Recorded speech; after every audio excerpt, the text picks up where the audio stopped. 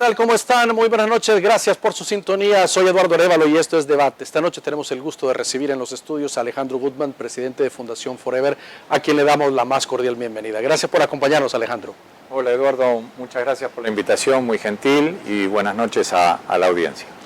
Alejandro, tuvieron una actividad durante el fin de semana como parte de los festejos del trabajo por 20 años de la Fundación en El Salvador.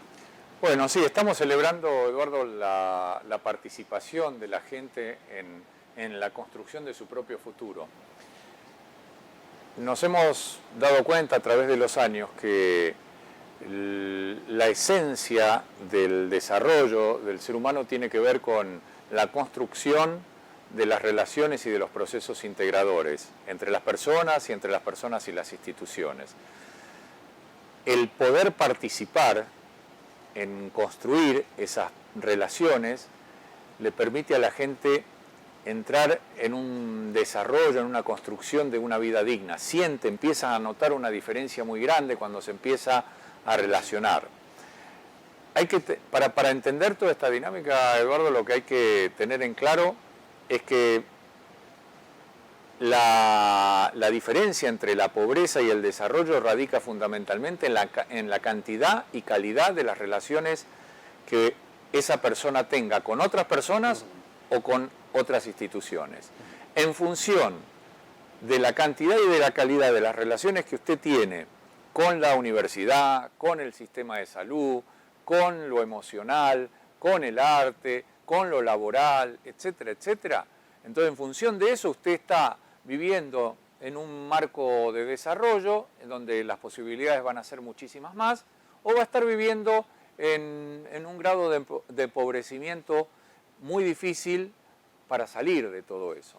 Entonces, por eso se trata de una construcción conjunta, de construcción de puentes integradores entre las escuelas y las universidades, entre las personas que viven en las comunidades, que son los jóvenes, las familias, los abuelos, y esas escuelas y esas universidades y esos medios de comunicación. Entonces, en la medida que se van construyendo todos esos puentes, uno puede ir realmente encontrando las salidas de la pobreza. Por eso estamos celebrando la participación. No hay ningún tipo de posibilidad de desarrollo sin participación de la gente. Y esto es quizás un elemento esencial que, desgraciadamente, los modelos de desarrollo social no terminan de entender ni de incorporar. Al no saber esto y al no entender hacia dónde hay que construir y con quiénes hay que construir, entonces se tiene un destino muy incierto y resultan todos los recursos utilizados muy mal utilizados y de manera ineficiente. Entonces, por eso para nosotros es absolutamente fundamental celebrar esta participación de los vecinos, de la gente de las escuelas, de las universidades, de las empresas, de los artistas, en toda esta construcción, porque los va sacando, van saliendo y van sintiendo que hay una vida digna que están construyendo. Son parte ellos de la construcción de su futuro. De hecho, los invitados especiales en el evento eran precisamente la gente de las mismas comunidades. Claro, exactamente. Muy bien, y es un detalle no menor, gente que no se conocía, porque fueron el día domingo cerca de 2.000 personas. Niños de escuelas que participan de los cursos del ADN de la pobreza y de la cultura de la integración, y que participan de procesos formativos, maestros, directores, vecinos de las comunidades que participan en una cantidad de proyectos muy importantes, los jóvenes profesionales que dieron alrededor de 200 atenciones profesionales a la gente de la comunidad, que es otro de los proyectos, más de 200, 300 abuelos que participan del proyecto Activando Abuelos y se han convertido en recursos maravillosos del país. Artistas, han habido, usted probablemente sepa que hace poco firmamos un convenio con Cinemark, están llegando aquí en la Gran Vía, están llegando alrededor de 200 jóvenes, abuelos, vecinos, que por primera vez van a un cine en sus vidas, están yendo cotidianamente y estableciendo una relación con el arte y el entretenimiento, a conciertos, a museos, a teatros, y esto no es para que vayan una vez en su vida. Para lo que nosotros intentamos es establecer estas relaciones y naturalizarlas con la universidad, con el sistema de salud, con la empresa, con el arte, con el entretenimiento.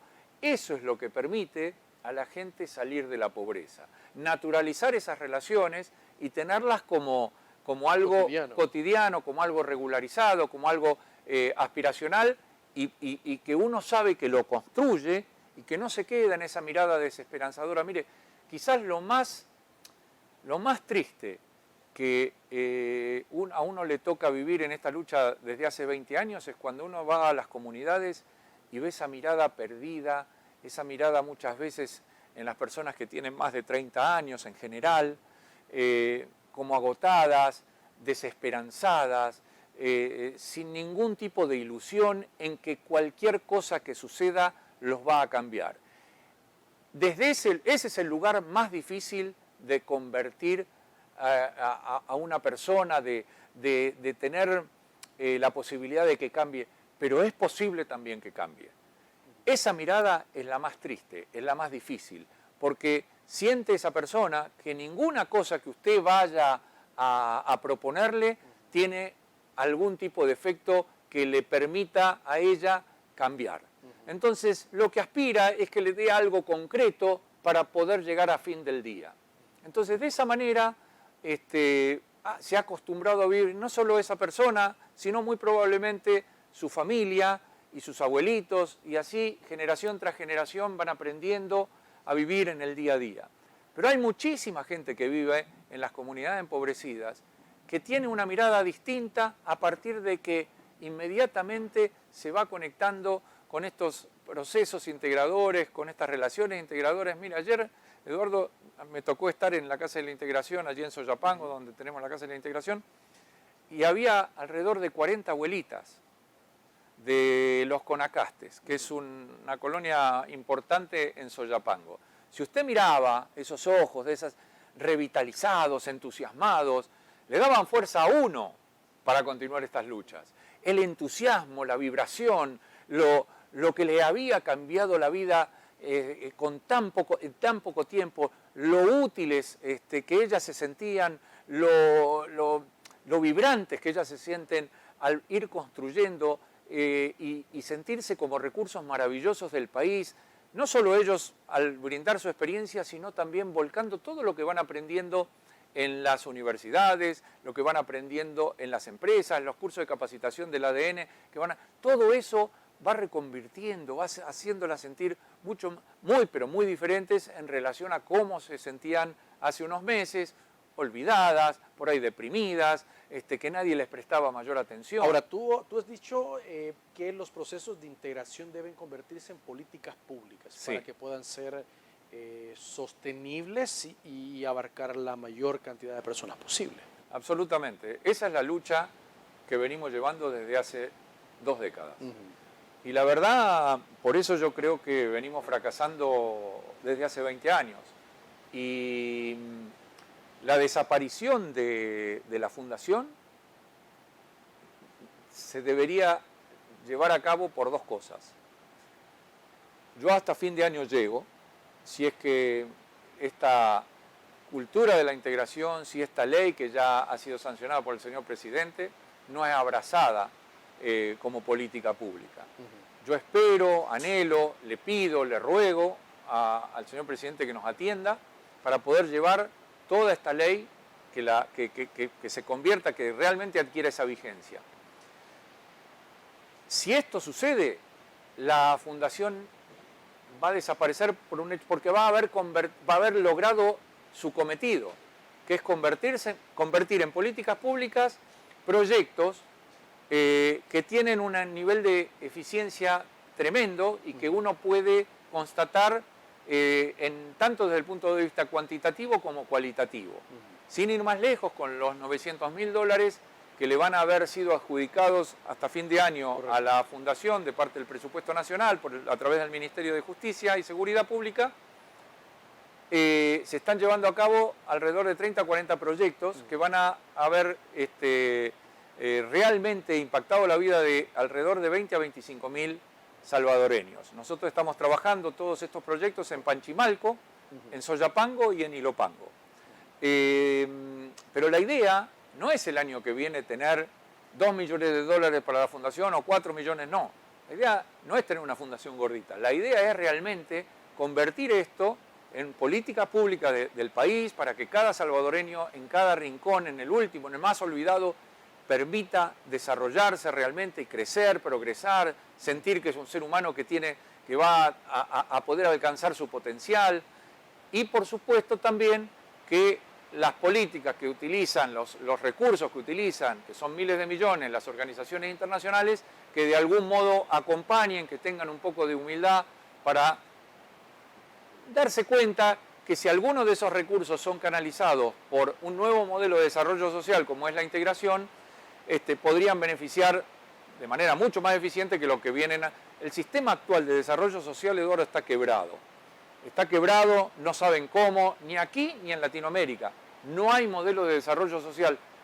No ha evolucionado esta temática de la pobreza y del desarrollo social ni remotamente en comparación de los avances que ha tenido la humanidad en tecnología y en la medicina y en tantas otras, en cuestiones culturales, etcétera, etcétera, en el arte, pero en toda esta temática que afecta al 60 o 70% de la población salvadoreña y podríamos ampliarlo a la población latinoamericana, desgraciadamente es una vergüenza, sobre todo para los intelectuales, para los políticos, para todos aquellos, para las organizaciones internacionales, que no se puede evolucionar. ¿Pero por qué? Es una buena pregunta, esa es la pregunta del millón, que yo no quisiera caer en esa porque son las razones obvias que todos conocerán. No hay ningún tipo de interés, no hay ningún tipo de esfuerzos reales de transformación. Hay que romperse el coco, hay que tener mucha fuerza, hay que ponerle mucha voluntad, hay que apostarle, porque se pueden hoy, entre otras cosas, porque es una respuesta muy compleja, Eduardo, pero unos dicen porque conviene tener a la población lo más ignorante posible, que viva de la peor manera, así no va a tener tanta demanda en todos los niveles. Bueno, de esas excusas hemos escuchado desde que hemos nacido y en los distintos países latinoamericanos. Posiblemente haya una parte de la población que así lo desee, haya algunos políticos que así lo deseen. Pero ¿qué pasa con la población? Que eso siempre resultó una curiosidad, una respuesta que no me he podido dar a través de los años. ¿Cómo puede ser que los latinoamericanos siempre le echemos la culpa al gobierno de turno? Siempre le echamos la culpa al gobierno de turno que no ha sido capaz de... Y seguramente los políticos en su gran mayoría nos han faltado el respeto y se han aprovechado y han mal utilizado el poder. Pero ¿y nosotros como pueblos?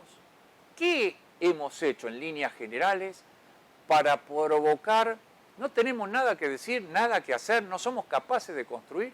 Y fíjese, Eduardo, que cuando uno ve este pequeño milagro salvadoreño donde miles y miles de resultados se ven de jóvenes, de abuelos, de escuelas, de universidades, de empresas, etcétera, etcétera, cuando uno ve eso, dice, pero fíjese cómo la población es capaz de construir su propio futuro, pero que obviamente necesita de todo el contexto que es un gobierno nacional y políticas públicas para ayudar ese conocimiento, para ayudar todo ese desarrollo, para ayudar todo ese progreso, porque si no es imposible.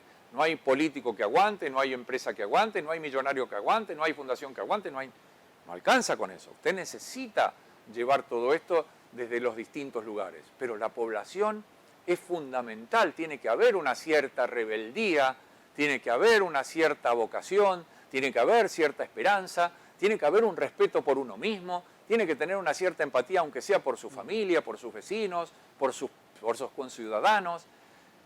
Y necesitamos también tener buenos líderes, necesitamos que los líderes no se nos vengan abajo, necesitamos que los líderes sepan que van a tener que lidiar con un montón de cuestiones que van desde la sospecha que alguno va a decir que se guardó el dinero, porque eso es común en nosotros, en los latinoamericanos, que tenemos esas tendencias al chambrerío, algunos, no obviamente, pero que desaniman a algunos pocos que se animan a hacer la lucha, ¿no?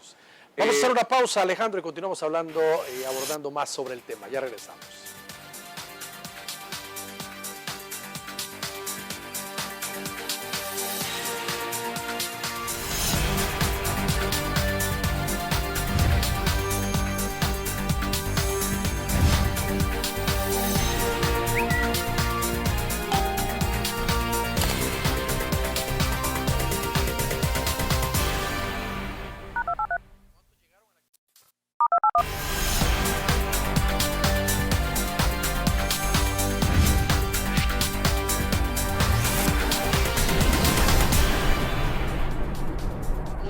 gracias por continuar con nosotros. Alejandro, una actividad pues donde se escucharon muchos testimonios el fin de semana, pues muy emotivo de las vivencias que han tenido en todos estos años.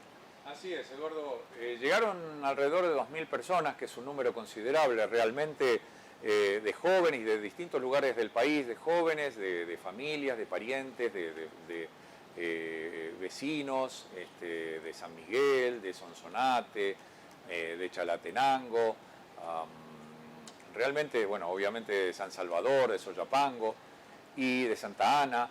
Y la verdad que había representantes de cada uno de las distintas actividades y proyectos que realizamos. Y había jóvenes, niños muy pequeños de las escuelas.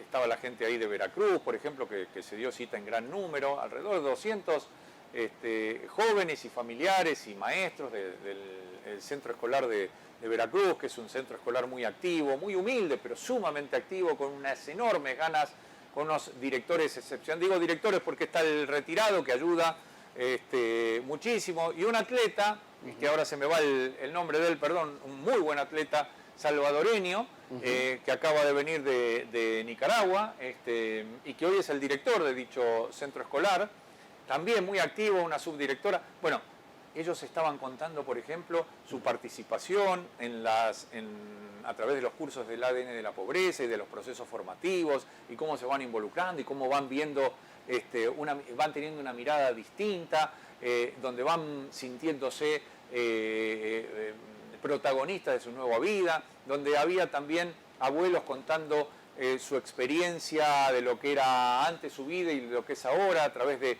su capacitación en las universidades, o su capacitación en las escuelas, o su capacitación en las empresas, o en la misma casa de integración, y cómo van devolviendo todo ese conocimiento y se van sintiendo útiles, y la mirada que tienen los otros en relación a ellos ahora. O sea, y en cada una de esas estaciones que representaba uno de los proyectos, la gente participa y escucha. O sea, hay 1 o 2 personas hablando de su experiencia, y la gente, hay 10 o 15 por cada una de las estaciones, que lo escucha por espacio de 15 minutos.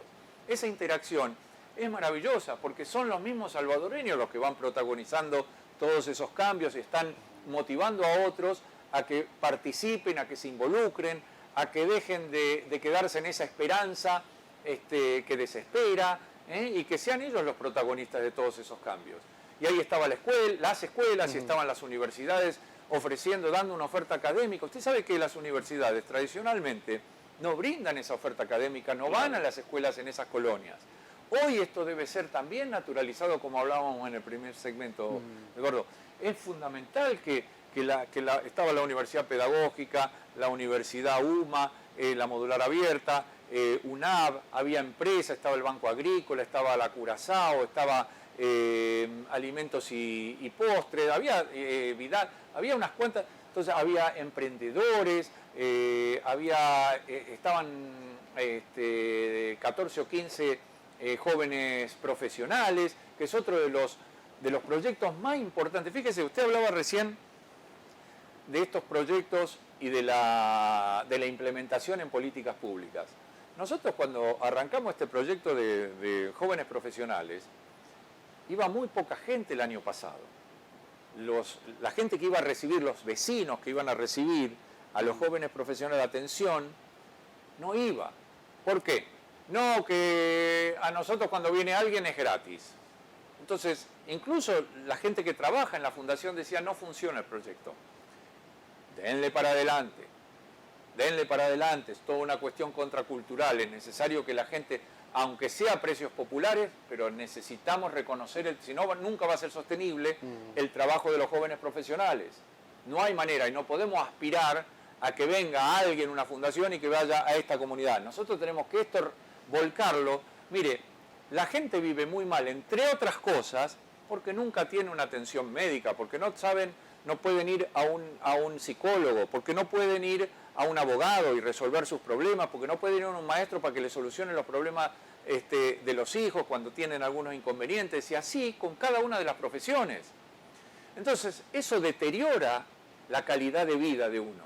Cuando uno puede tener ese acceso, a un precio popular que pagan $1 y nosotros subvencionamos con un poco de $2 o $3 más cada una de las atenciones, usted está haciendo que los jóvenes profesionales tengan la posibilidad de conocer mucho más su realidad, de que se formen en todo esto, que vayan aprendiendo realmente cuál es la realidad de su país y que además vayan haciendo un network con sus mismos, con los otros profesionales y con la gente. Y que se vayan ganando unos pesitos también, que no son muchos, pero tiene por lo menos el sábado y el domingo, va ganando unos pesitos. Y además va formando un currículum muy importante, muy importante. Y por el otro lado tiene una población de gente que no se atiende, que no va a esos servicios para nada, y que de repente a un precio absolutamente posible para la gran mayoría, tiene acceso a esto que puede ir solucionándole bastantes problemas en la vida y disminuyendo por lo menos la carga que tiene y ese peso para salir de la pobreza que tan difícil se hace el día a día. Entonces, en ese proyecto, con el tiempo, fue creciendo. ¿Sabe cuántas atenciones hubo el fin de semana? 200 atenciones. Imagínese si este proyecto fuera llevado a nivel nacional. Tiene 14 departamentos, tiene 262 municipios. Si en cada uno de los 262 municipios hubiera 10 de estas ferias profesionales, de jóvenes profesionales, tiene salida laboral, tiene una mejora tremenda para la población, tiene una posibilidad y un potencial tremendo para ir saliendo adelante en un montón de circunstancias. Este es uno de los proyectos integradores. ¿Y por qué es tan necesario que las políticas públicas lleguen a abrazar todo esto? Hay mucha gente que no tiene mucha idea de esto y sabe que dice políticos o economistas o gente de la academia, dicen no hay trabajo para más profesionales. ¡Mentira! En las comunidades hay trabajo. Hay trabajo. Y les puedo asegurar que van a ser muy bien recibidos. Por supuesto que es contracultural, que hay que luchar un poco para establecer esas conductas y para establecer esos hábitos. No es que de un día a la mañana, de la mañana a la noche uno puede resolver todas estas cuestiones. Pero hay trabajo, se necesitan muchos profesionales en las comunidades. Pero la lógica tradicional dice, a los mejores estudiantes de esas comunidades hay que darle una oportunidad y sacarlos de ahí. Sacarlos de ese lugar, llevarlos a un lugar privilegiado donde puedan desarrollarse y logramos darle una oportunidad a una persona. Pero a usted le parece, es como que es lo mismo que le pasa a los países cuando se llevan a los mejores a otros lugares. Si el anhelo de cualquier salvadoreño está en irse del país, lo que queda, desgraciadamente, para esos talentos que no pueden potenciarse y que uno puede entender las razones por las cuales son seducidos por una mejor posibilidad profesional, económica, social, cultural, etcétera, etcétera, que uno la entiende. Pero si nosotros debemos tratar de que esa comunidad mejore, de que esa comunidad florezca. Ayer yo fui a la urbanización a la noche, urbanización Los Ángeles. Me reuní con algunos miembros de la comisión directiva, del comité. Había tres jóvenes y 3 personas mayores. Pero no tan mayores como yo, eran más jóvenes. Y habían armado su maqueta, las jovencitas. Había 2 que estudiaban, una estaba por graduarse, si no me equivoco, de abogada. Parecían muy jóvenes, parecían de 15, 16 años, después me dicen, no, yo me estoy por graduar de la universidad. Bueno, y la otra chica estaba en primer año de medicina, en la Universidad del Salvador, y la otra en pedagógica. Y había una tercera que no había podido estudiar, madre de 2 hijos, debía tener 18, 19 años, y que había hecho las maquetas para mejorar, unas maquetas hechas, parecía por un arquitecto, maravillosamente hechas, y ellos estaban procurando, y entre todos estamos procurando, mejorar todo ese parque, todo ese terreno tremendo que está inutilizado, que está ocupado por los automóviles, que se ha venido en un desuso seguro que tiene décadas, que no da ganas ni de ir, y que es un lugar precioso además con unas vistas panorámicas extraordinarias. Entonces, cuando uno ve todo eso y empiezan ellos a entusiasmarse, a contagiar a otros, y a los de las escuelas, a los vecinos, a los padres, entonces ya la cosa cambia. Entonces uno ve a esa chica, por ejemplo, es madre ya que no puede estudiar más. No, ¿cómo no va a poder estudiar? Claro que puedes estudiar. Metete en estos proyectos, pero no es cualquier proyecto, porque el problema de esto que viene un político y dice, vamos a poner estos cursos. Viene la responsabilidad social empresarial y dice, nosotros te pintamos la escuela. No, así no vamos ni... Desgraciadamente, así es como seguimos siempre igual. Y como dice usted, Eduardo, agarramos, podemos seducir a la que sacó el 10, a la mejor alumna, y lo que quiere es graduarse y disparar para otro lado. Ahora, pero se escucha fácil juntar a todas estas organizaciones, incluido gobierno, escuelas, universidades, trabajo, banca, y decirle, todos tenemos que trabajar juntos y ponerlos, se escucha más fácil que hacerlo, Alejandro. Ni le cuento, Eduardo, es un trabajo, pero ya hemos avanzado mucho. Si ya hay una modalidad en el desarrollo social que está funcionando, y que está funcionando para miles, ¿por qué hemos tenido tanta paciencia de 20 años? Porque primero está en mostrar. Yo no he encontrado la voluntad política en los presidentes anteriores. Yo me he reunido con todos, no hemos encontrado esa voluntad política. Si ahora, que a través de 20 años, podemos mostrarlo muy fácilmente y que sean los mismos salvadoreños que hablen, las mismas instituciones que hablen, cómo esto trabaja, cómo esto tiene efectos multiplicadores tremendos que no tienen ni comparación con los otros proyectos, que pueden ser muy válidos en el sentido muy buenos más que válidos, porque nadie puede decir que haya alguna organización que no esté generando algún tipo de beneficio, pero lo que hay que tener en cuenta es cómo hacemos para dejar de generar un modelo que estén mirando en cuestiones específicas a Juancito, a María y a Roberto, en lugar de transformar las realidades. Si no apuntamos a eso, no va a haber nunca esto para que las posibilidades de nuestros hijos, de nuestros abuelos, de los vecinos, tengan acceso al trabajo, tengan acceso naturalizado y regularizado al arte, tengan acceso a la academia, y la academia lo mismo, entrar en los lugares, porque tiene que haber estos puentes de ida y vuelta, que son lo que se están generando ahora y que hoy existen. Si nosotros nos hubiéramos quedado con las 3, 4 becas que nos regaló el rector de la pedagógica hace un montón de años atrás, hoy estaríamos en 20. ¿Mejor? Sí, muy bien, muy lindo, qué linda la fundación. Pero lo que se pudo construir a través de esto es que participó la empresa, los medios de comunicación, las escuelas, los maestros, los padres de familia, las universidades y por supuesto los alumnos. Hoy esos alumnos graduados, y yo si quiere le leo los 300 que se van a graduar este año, que van a completar más de 1000 graduados en el país. Ayer me mandaron la lista uno por uno. Esos hoy están enseñándole a los jóvenes de las escuelas que ellos fueron. Muy bien, hablemos de esto al regresar de la pausa, de este efecto multiplicador de los que ya pasaron por el programa. Ya regresamos.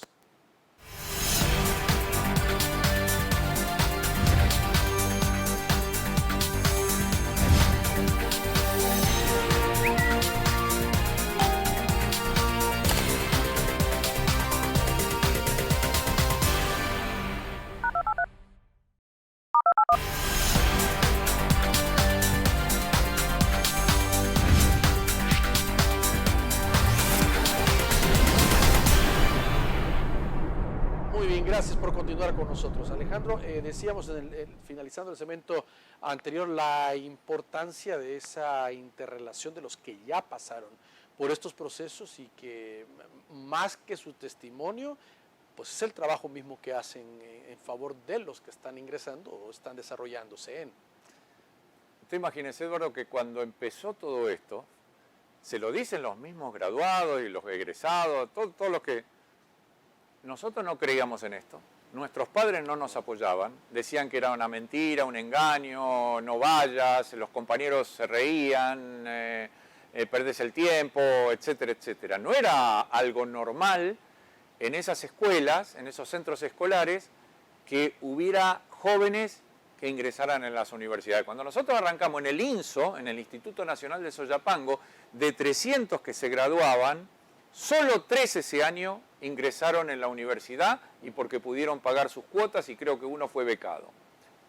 Ahora, y tenían un excelente director, un ejemplo de director en el país, Crespín, que hoy está en una escuela de Ilopango. Ahora, cuando fue pasando el tiempo, al primer año ya había 56 de ellos con este proceso formativo. Ninguno de esos jóvenes, hace tiempo, había conocido jamás ni una universidad, ni tenía familiares en las universidades, ni la escuela promovía esa continuidad académica, ni las universidades iban a dar su oferta económica, ni jamás habían conocido a un universitario, ni hablarle de un profesional, más allá de la maestra que tuvieran adelante. Entonces, cuando pasó el tiempo y no había ni siquiera ese apego, ese sentido de pertenencia con la comunidad, con su lugar, cuando fue pasando el tiempo, esos mismos jóvenes empezaron a sentir, esos mismos jóvenes que fueron creciendo en la universidad, fueron sintiendo con esta llegada a las escuelas y enseñándole en el proceso formativo refuerzos escolares de inglés, de matemáticas, de informática, a estos otros alumnos, empezaron a sentir un sentido de pertenencia por esa escuela, por esa comunidad maravillosa. Y los jóvenes fueron conociendo de qué se trataba la universidad a partir de los universitarios. Y luego iban a las universidades. Empezaron a familiarizarse con las empresas porque hacemos un curso de capacitación, en las empresas, donde van allí una cantidad de semanas y descubren el otro mundo. Bueno, hay todas unas idas y vueltas permanentes que son fundamentales para que el joven vaya entendiendo de qué se trata todo ese mundo que ha desconocido y donde nada del contexto que vive apoyaba eso. Porque para llegar a que eso suceda, Eduardo, no le hablo del mejor, porque el mejor es más fácil. Claro. El mejor tiene seguramente a lo mejor la capacidad o la habilidad para estudiar mejor, o será más inteligente o lo que sea. O a lo mejor tiene a los papás que lo apoyan más, o a lo mejor tiene esa facilidad de H por B. Pero ¿qué pasa? Y ese seguramente entra en la universidad y va a poder adaptarse mejor. Pero ¿qué pasa con la gran mayoría que tiene ganas de progresar y de estudiar y de seguir adelante? Que no son todos, no es el 100%, pero le aseguro que hay un 25%. Estas son estadísticas maravillosas que a lo mejor algún día alguien las va a utilizar. El 25% de los estudiantes, nosotros ahora trabajamos en 30 escuelas, y en 30 comunidades del país. Eso es mucho. A través de los años hemos trabajado, se imaginan, en muchísimas escuelas. El 25%, cuando nosotros le hablamos de estas cosas, inmediatamente está lista para hacer ese proceso formativo. Porque tiene interés genuino y siente que tiene, y sobre todo ahora porque sabe que hay muchos profesionales, muchos estudiantes, entonces se siente cómodo. Después de ese 25%, usted tiene que hacer un esfuerzo adicional para convencer al otro 25%. Pero es posible. Y después hay un 50% que hoy no está dispuesto. Y tal vez no esté dispuesto nunca. No es importante que todo el mundo termine estudiando en la universidad y graduándose de médico. No es necesario tampoco. Hay gente que no quiere estudiar, pero hay gente que se podría capacitar con escuelas técnicas. Hay gente que necesita conocer la realidad de su país mucho mejor, y en eso tiene que ver todo esto que estamos promoviendo. Que no hay un solo salvadoreño, Eduardo, y esto es muy importante que lo entiendan, no hay un solo salvadoreño que no necesita conocer un cine, una universidad, una empresa, un teatro. Todo salvadoreño, joven o abuelo o vecino, todos necesitan conocer, ir, saber de qué se trata, abrir el mundo en el que viven, empezar a transitar, a anhelar todo ese tipo de cosas. Estos son procesos, como usted dijo, son muy complicados, son muy complejos, no se puede simplificar salir de la pobreza. Eso es una falta total de respeto hacia millones de salvadoreños que viven tan mal, y tratar de solucionar con proyectos así por tirar, o pensar que hay algo que pueda tener una varita y con un proyecto cambiar esa vida. Eso no es así. Hay hoy un nuevo modelo de desarrollo social que lo construyen los salvadoreños, no una fundación, y que deberían permitirle darle una oportunidad a todo esto, porque hay miles y miles de testigos que pueden dar fe de todo esto. ¿Qué pasó con los fondos de la Asamblea Legislativa? ¿Al final fueron erogados? Hasta ahora nos dieron, este año nos tendrían que dar $900.000, correcto. Ya fue erogado el primer, son 3 pagos. Creo que ahora se presenta vamos a presentar, sí, el primero sí, y ya prácticamente creo que en esto, entre hoy y mañana, se va a presentar el segundo desembolso. El segundo desembolso. Nosotros vamos a solicitar el segundo desembolso. Así que en ese sentido, pero reitero algo, Eduardo, que quiero que quede bien claro. Nosotros no estamos aquí pidiendo el año que viene que nos den 2 millones en lugar de los 900, ni 1.400.000, ni 4 millones, ni 10 millones. No queremos.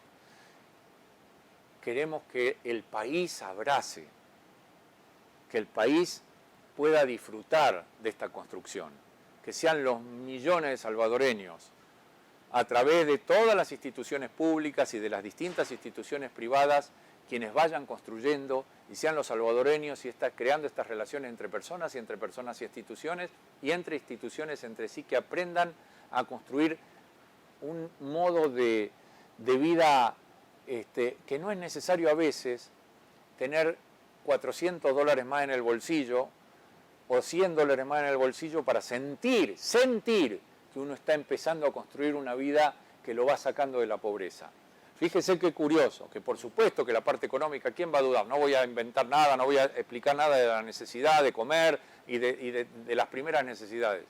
Pero si uno siente que empieza a tener un progreso y que empieza a desarrollarse desde lo emocional, desde lo laboral, desde lo familiar, desde todo, desde la salud, desde la capacitación, desde la academia, desde todo en las relaciones, entonces ahí uno empieza a pensar, la vida depende más de mí y de los otros y de lo que podamos construir, y yo usufructuar también de los puentes que construyen otros. Pero se puede tener toda la plata, pero si no hay un plan concreto dirigido, al final hemos visto tanto dinero que se ha desperdiciado. Pero eso es lo que pasa, Eduardo.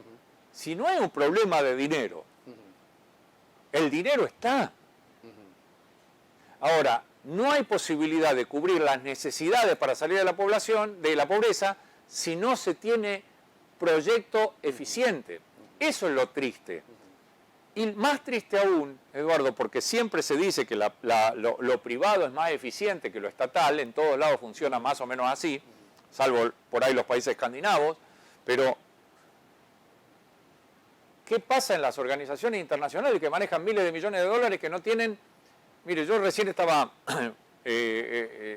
dialogando con una persona bastante importante e influyente del país y le decía, yo tuve una reunión en Qatar hace meses con 2 representantes importantísimos, le puedo decir las personas que manejan 2 de las organizaciones internacionales, de las fundaciones internacionales más importantes del mundo. Fuimos a tomar un café a las 4 de la tarde en un lugar que se llama Catara y en un restaurante muy interesante donde sirven café. 4 de la tarde, un día de sol, muy lindo, y hablé con uno, y no voy a dar los nombres por respeto. Uno me dijo, mire, nosotros no hacemos proyectos de educación en Latinoamérica prácticamente porque Latinoamérica no la consideramos pobres. Y el otro, claro, en relación, si quieren sacar números, y además este es un proyecto de educación, si usted lo quiere ver así, es un proyecto transformador de desarrollo social, en donde la educación es parte, pero bueno, eso es otro tema. Y el otro me dijo, si usted quiere dinero, pues yo lo primero que le dije, mire, yo no necesito que ustedes den dinero, yo lo que necesito es que ustedes de alguna manera entiendan que es un modelo avanzado de desarrollo social, y ustedes con la fuerza que tienen pueden promover esto y llevarlo a los distintos lugares. Yo no quiero nada. Me dice, yo si usted quiere le doy dinero para que haga nuestros proyectos. Y le digo, yo no quiero, nunca quise, en 20 años siempre dije, no quiero una fundación gordita porque no sirve para nada. No es la intención de seguir haciendo las cosas de la misma manera. Así le pinta un poco y simplemente, y es imposible reducir en esto pero simplemente si se pudiera, le estoy hablando de las dos organizaciones más importantes del mundo, no le estoy hablando de una hiperdidita, no. Y agradezco a ellos dos que me hayan atendido muy bien y tengo una muy buena relación, etcétera, etcétera. Pero la realidad es que hay tanta despreocupación, hay tanta burocracia, hay tanta industria montada en esto, hay tanta responsabilidad social que es un engendro mal parido, y donde se desconoce absolutamente toda esa necesidad, cómo se vive, qué es lo que se necesita, desde dónde hay que empezar a construir. Estas son las luchas, que por eso se necesita tener gente con una enorme capacidad política, ser un visionario y también una persona que tenga esa mirada, pero que también tenga, aunque sea un 20% de corazón preocupado por esa transformación social tan necesaria en nuestros países. Muy bien, hacemos una nueva pausa, por favor acompáñenos, ya volvemos.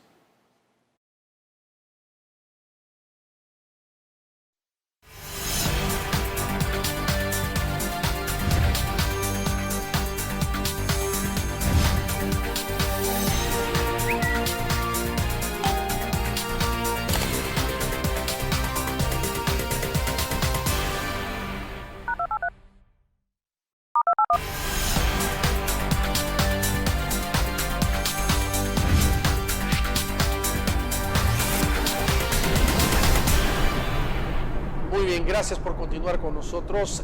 Alejandro, hay una pregunta que sí te la debo de hacer. Con este tema del régimen de excepción en el país, ¿esto ha complicado o ha facilitado el trabajo que se desarrolla en las comunidades? ¿O es básicamente igual como estaba antes el acceso de ustedes a las comunidades? Mire, Eduardo, nosotros desde hace 20 años trabajamos igual. Ok. Fue muy duro, muy duro. Yo nunca quise contar, ni siquiera mi señora sabe, y menos mis hijas, saben, creo que nadie. Alguna cosa que he contado así, pero nadie sabe porque si yo contara, me dirían, no me dejaría, y mi señora que es media loca, me encierra. Media loca en el buen sentido, ¿no? Una apasionada y que viene a El Salvador y viene con... Pero hay cosas que uno debe... siempre fue muy difícil. Hoy, a pesar de eso, hay una posibilidad mucho mayor donde la gente está saliendo, la gente empieza a permitirle a los suyos a manejarse, a salir a jugar, a caminar, a ir de una comunidad a otra. Si bien existe el régimen de excepción, nosotros podemos manejarnos. Le digo, Eduardo, yo no pedí ningún permiso especial para hacer el evento del día domingo, del fin de semana, y fueron 2.000 personas y venían microbuses de... No siento que deba ser así, no estamos haciendo nada... Ahora es una manifestación política, claro que es una manifestación política. Cualquier participación de la gente que tenga una vocación de mejorar su calidad de vida es una manifestación política, sí. Claro que lo es. Ahora, no es partidaria, que eso es otra cosa. Es otra cosa. Y la verdad que ahora el sábado vamos a estar en Panchimalco y donde seguramente llegarán, por ahí un poco menos, por ahí más, no sé. Pero desde las 10 de la mañana, 9 de la mañana, los invitamos en la plaza municipal, enfrente a la alcaldía. Ahí estará la gente y los esperamos. Sábado a partir de las 9 de la mañana hasta el mediodía, más o menos, un poquito más. Y va a haber sorteo, va a haber arte, va a haber teatro, y va a haber estos testimonios, y van a haber emprendedores y jóvenes profesionales, y cada una de estas actividades. Va a estar muy bueno, va a estar muy bueno. Alejandro, esta es una oportunidad, ¿crees tú, de oro para que pueda llegar más inversión, más desarrollo y más apuesta en los municipios, sobre todo en los municipios que antes estaban muy estigmatizados con el tema de la violencia, que pueda generarse fuentes de empleo o alternativas dentro de estos lugares? Yo creo que sí, yo creo que sí. Es que la participación de la gente que no ha participado, Eduardo, genera un montón de cosas que nosotros no sabemos. La realidad es que, y esto lo digo, vio que no sé si sabe que yo dicto un curso un diplomado de 6 meses en la Universidad del Salvador, todos los sábados, junto al decanato de Economía. Y yo siempre le digo a los alumnos, nosotros hemos descubierto la punta del iceberg. Los profesionales, los líderes comunales, los estudiantes, son los que van a terminar descubriendo todo ese conocimiento que está esperando en las comunidades a ser descubierto. A ver si se piensan que se descubrió la temática de la pobreza. Es tremendo, falta casi todo por ser descubierto. No se sabe ni de dónde empezar, no está en los libros la gran mayoría de las soluciones. Desgraciadamente, me encantaría poder encontrar ese libro o que fuera adoptado ese libro. No es tan fácil, no es tan simple. Y además hay que descubrir quiénes son los que tienen esa verdadera vocación para liderar estos proyectos. Y el Estado por eso es tan fundamental. Y las organizaciones internacionales con esos recursos maravillosos que tienen deberían estar apoyando, porque con su liderazgo sería mucho más fácil que otras instituciones nacionales. Entonces usted me pregunta, la comunidad, uno ve a una comunidad, mire, han pasado generaciones, Eduardo, de jóvenes, de abuelos, que han crecido hacia adentro. Desgraciadamente, en las comunidades se ha crecido mucho hacia adentro. ¿Por qué?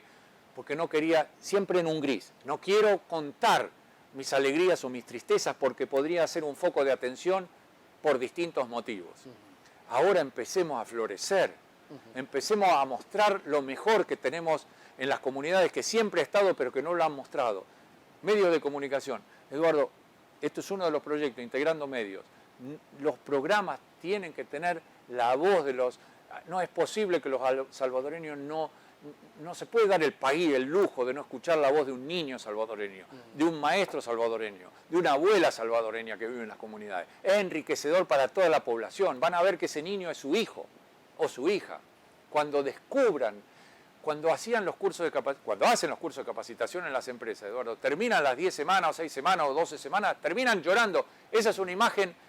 Hoy acá, cerca de este hotel en Cordial, que se hizo por tantos años a cargo de Julia Bennett, lloraban después de terminar cada curso los niños de las escuelas más olvidadas y los empleados de las empresas.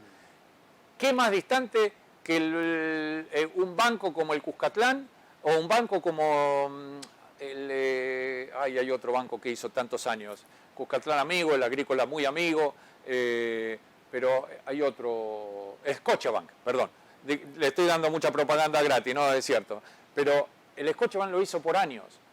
¿Qué más distante que un banco y una escuela olvidada? Y cuando terminaban, todo el mundo llorando. Todo el mundo llorando. Porque se habían enamorado de ellos. Porque todos esos prejuicios se derrumban apenas se conocen. No hay distancia más corta. Dicen, ¿cuál es la distancia más corta entre dos puntos? La línea recta, esa es la distancia más corta que existe entre dos puntos. Bueno, no hay distancia que sirva para romper más los prejuicios que se han creado y estigmas durante tantos años y generaciones que cuando se conocen. Se termina todo en 2 minutos. Es increíble. Pero los salvadoreños se privan de ese privilegio. Es una tristeza que no puedan construir juntos y que sigamos construyendo un país a medias. Es una tristeza. Y la demostración no la hace una fundación nunca, Eduardo. La demostración la hacen los salvadoreños que construyen esto cada día y que hay miles y miles de casos para demostrar esto.